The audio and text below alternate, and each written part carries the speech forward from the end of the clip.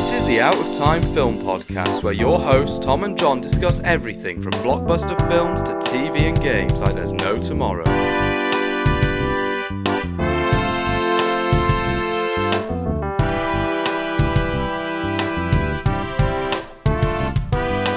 Hello and welcome to the Out of Time Film Podcast. I'm Tom. I'm John. And this week we're talking about Companion. Funny enough, we were thinking what movie we shall review this week. At first, we were like, hey, let's do Love Hurts with K.U. Kwan. And it didn't go too well. But we were like, what if we talk about Companion? And we were like, okay, let's see how that movie goes. And it was so good. It was one of the best concepts I've seen for a movie. And I had so much fun with this movie, but not fun in the cinema because there was people chattering. Yeah, it was one of those, we do it quite often. Classic double bill at the cinema. Love Hurts wasn't very good. I'm sorry to everybody who was in that film. It just didn't come together. And there was much less to talk about. It would have just been us kind of going, this didn't work for ages. But then we were going to watch Companion and we knew there was a chance that that would be the one. And actually, this film really came together in many ways. And I want to say before we get into it, this film is full of twists and this film constantly makes you rethink what you thought about it. And before we get into spoilers, we're going to try and tell you as little as possible because it's so worth seeing this film without knowing anything, including the marketing. They do give away some stuff. And I love that kind of thing. You go to a movie, you don't know anything about it, and you just kind of like, whoa! At the end of the first act, you're like, sorry? Excuse me? Like, I really, really appreciate those experiences. So this is wonderful. Happy Valentine's weekend, John. Oh, boy.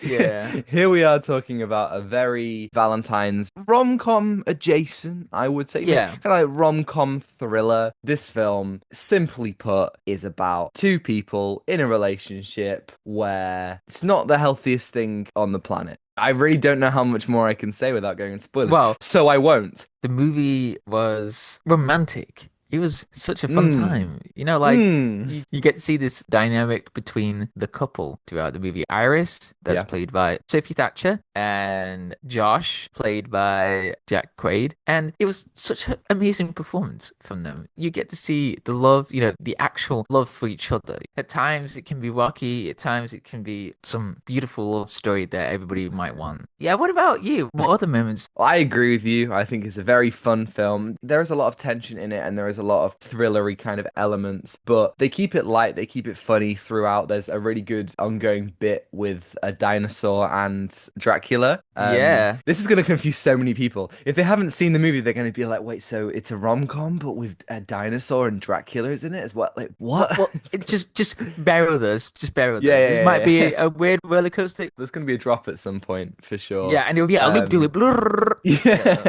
Truly. I loved the editing in this movie. There is a really good way this film delivers. Oh God, I can't even use the example because it's a spoiler, but there's a good way that this movie delivers tense moments. A less interesting film would have something happen. So something happens on a beach, the character returns, tells the rest of the characters what happens on the beach, and that's a very linear way of doing it. But the way they do it in this film is they show the setup to the beach scene, and then they show the character returning, and then as the character explains it, we see intercut the beach scene. That happens quite a few times in this film, and it's really interesting and a much more compelling way to present these tense scenes. Throughout, I thought the editing was really, really well done. Yeah, the editing was superb in a way of like we're seeing from Iris's viewpoint sometimes. Like we get to understand her and like understand what's going on with the intense moments in the movie. And the movie does explore the idea of gender, with gender ideology, with men being dominant, but then women don't have a lot of say. And then other relationships as well. There was a gay couple of this movie, which is really wholesome, and they do get to explore other sides of relationships, like how they find each other. There's a great opening to this movie where Iris talks about how she met Josh for the first time in the supermarket. Very cheesy, something that you seen fresh. Yes, it was very fresh. They're in the grocery section. They have the fruit. That was very fresh. Yeah, and that whole thing was really well done. It intrigues you, like, oh, okay, that's interesting. I don't know where this movie is going to go. So yeah. I think relationships can be toxic, they can be dangerous, they can be unhealthy, but the thing that it This is a comparison I don't think I'd be making on a Saturday morning, but it's much like how George Lucas describes fascism. Now, the way that George Lucas describes it, and obviously, he Okay. describes in the Star Wars prequel trilogy, he talks about how fascist dictators, they don't seize power, they are Yeah. elected in. They speak to a thing that people want, and they will take their power gradually stripping people of their rights. But when it comes down to it, they were voted in. They are what people want. It's very much like an unhealthy relationship. These relationships often start with this almost perfect meeting between two people, and they think that they've found something beautiful, something true. And then it turns, they don't willingly go into an unhealthy relationship a lot of the time. And I think that this film, from the opening moment, you very much contend with the idea of a perfect relationship and what that can turn into. The opening narration from Iris really takes that. And I think that, yeah, like as you said, the cast are all so brilliant. It's not many of them. Like, really, there's just six main actors. Yeah, it's very small, which is quite impressive for Jack Quaid and Sophie Thatcher being the big stars. I think the other actors in the movie are really well done to their performances. There's some great scenes in this with the other performers. And the idea of a relationship is really interesting in this movie as well. Like, are they going to continue it? Is it an actual love? And the concept of love is also explored. Like, what does love feel? Which is a really important thing to ask yourself. As you say, it was really good to see different kinds of relationship. We have our little somewhat healthier relationship with the two gay guys. The way that we look at them is much different from the way that we look at Josh and Iris. And then also we have Kat and Sergey as well. Another Yeah. really interesting relationship. And of course, I do want to mention that Sergey is played by Rupert Friend. And whenever Rupert Friend's there, I'm a happy man. The whole time I was like, is that Rupert Friend? And then at the end credits, I was like, it is. I love him. I just great to see him. Right, I think we can't hold off any longer. It's getting Okay, we spoilers. have to rip off Go, the band-aid. yeah, Yeah. go watch the movie if you haven't already. It's a really great film. But here's the thing: for those of you who have stayed, Iris is a robot. Bosh. He's a That's rope. what? No, What? it's I did know that because of I think a Trailers. trailer. It wasn't in your face in certain things, but I did have a feeling of something like, oh, okay, this Mm. is interesting. There's a great reveal in the movie after Iris kills Sergey. Again, the editing is done Yeah, that's massive. the aforementioned beach scene where Yeah. she comes back and she's covered in blood, and we see her kill Sergey and the events that lead up to that. Yes. And then there's that one moment where she's like going full panic mode, like Sergey assaulting her, and then Iris had to defend herself. But then as she's just telling Josh about it, Josh is like, go to sleep. And then she goes to sleep out of nowhere. Like her eyes just go completely white. And it's like, what the? And then Josh tells Iris that she's a robot. And Mm. it's a really heartbreaking scene because you do get to see that she's human. And then also, it just reminded me loads of other things with AI and robot lives as well. It's like they feel human, but it just feels so wrong. It reminds me of Severance in terms of different personalities. Are they real? Are they human? It feels wrong to have someone that feels human, but they don't know they're a robot. And this is just a great scene with Iris as well. So that was like, whoa, what's going to happen throughout the movie? There are some really great hints at the start of the film, particularly the way that Kat is acting around Iris. You can tell that she doesn't really see Iris as a living being and is just kind of like, this is a robot who is essentially a sex doll for Josh, which is kind of what these robots are described as a couple times throughout. And there are some really clever lines about how Iris was made. And it's like, oh, I guess I was made that way. In a way that someone may Mm. say, I guess I was born that way. But just the very slight ways that the dialogue hints towards it very, very slightly. But also what I really enjoyed as well is that at first you think, oh, this robot's gone crazy. Something in its programming is going to go evil, or she's going to go evil, I guess. Yeah. Like a lot in this film kind of questions the reality and the life of the robot. Like, do we call Iris she or it? Like,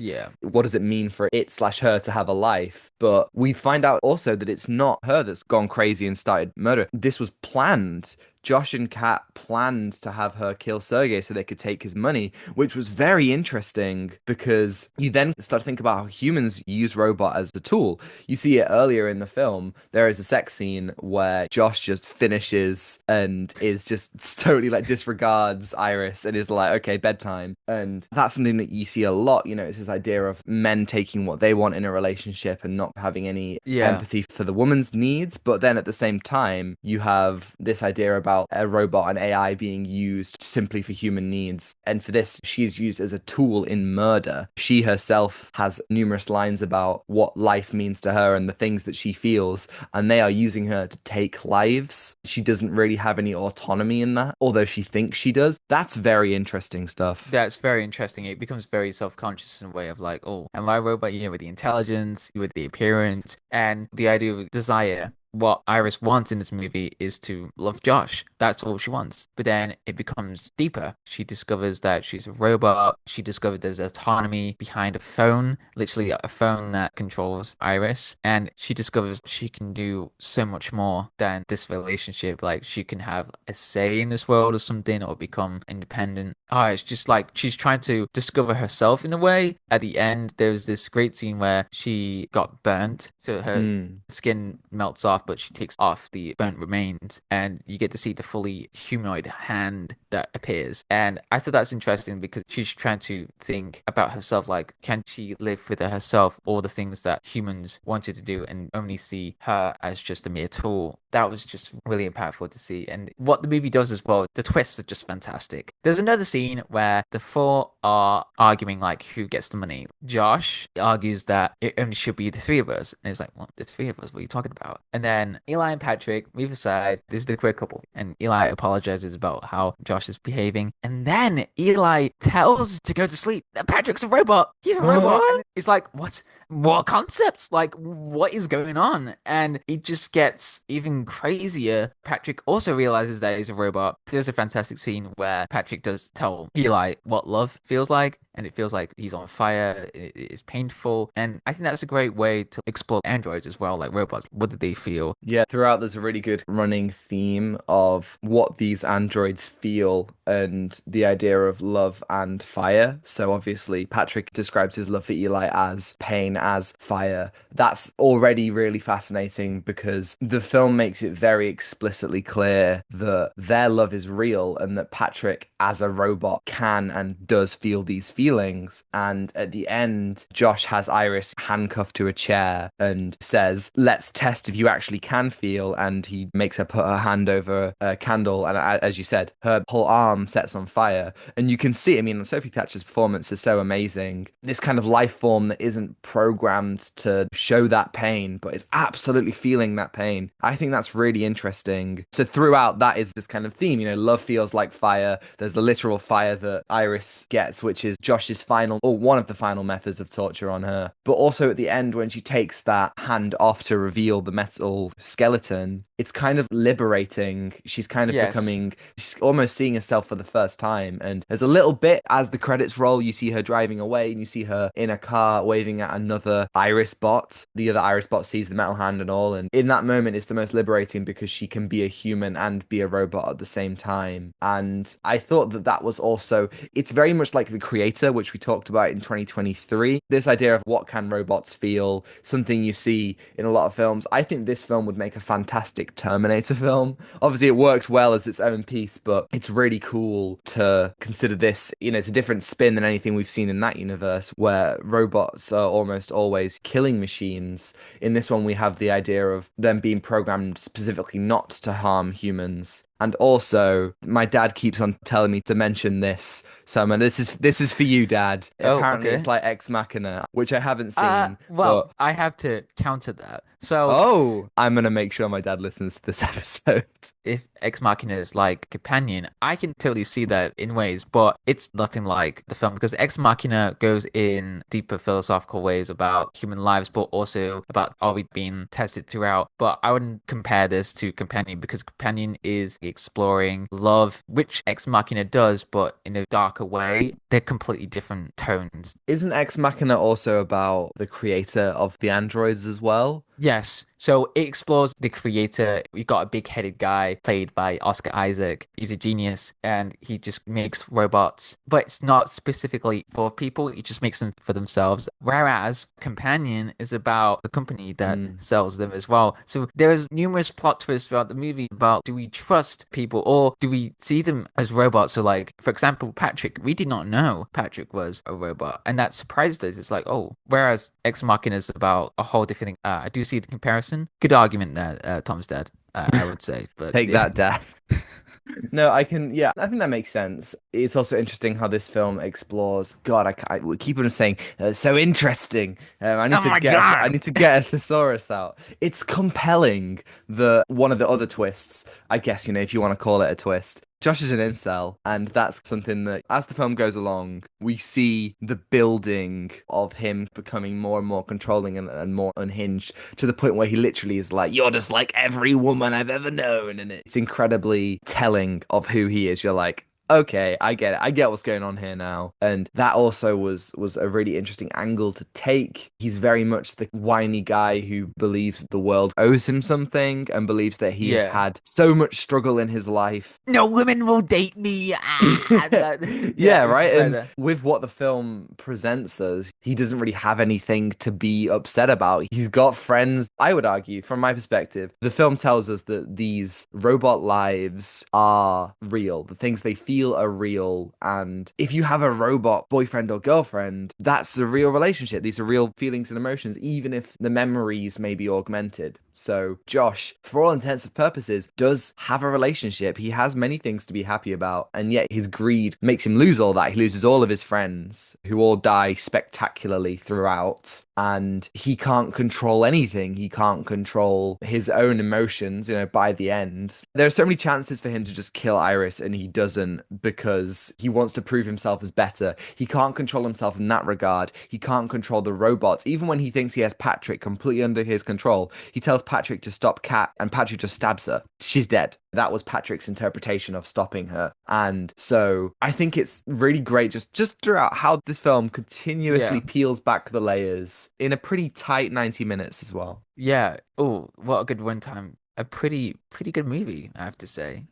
I mean, oh my God. So throughout the movie, I was trying my best to focus, but there was someone in the far corner talking so loud in the cinema. There was one guy who moved away from them. And it's like, oh, you shut up.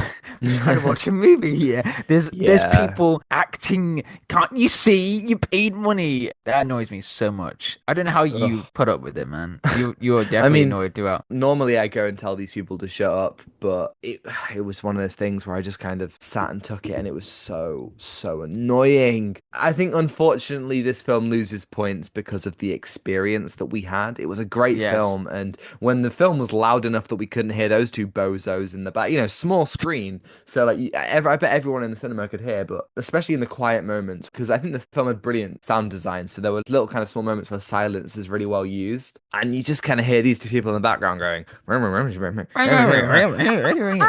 It's just like, oh God, it was so annoying. But I mean, like, other than that, there's not really much that I have criticized this film. Maybe it goes on a little bit at the end. Yeah. The people from the company come and she shoots herself in the head and blah blah blah. Like, sure, I think they kind of stretch it out maybe 10 minutes or so, a bit long. I feel like it kind of hit its peak when we had the whole scene with the arm set on fire. Yeah. Potentially after that, they could have found another way to get to the climax rather than the whole they think she's dead and then she Yeah, it does feel like they're cheating their way to get to the other Yeah. point. Which I don't mind. I mean, it's a good scene where Josh has this awful realization that everything from Iris's perspective has been recorded. And it's like, That was oh, good. That was good. So yeah, a companion. What are you going to give it out of 10? I'm giving it an 8. Yeah, me too. Solid 8. Thank you everybody for listening. If you're listening on YouTube and you enjoyed it, you can like and subscribe if you want to see more. And if you're listening on Spotify or Apple, you can follow and give us a 5-star if you think we're worthy. And next week we're doing Captain America: Brave New World. We've finally made it. I just hope it's good, man.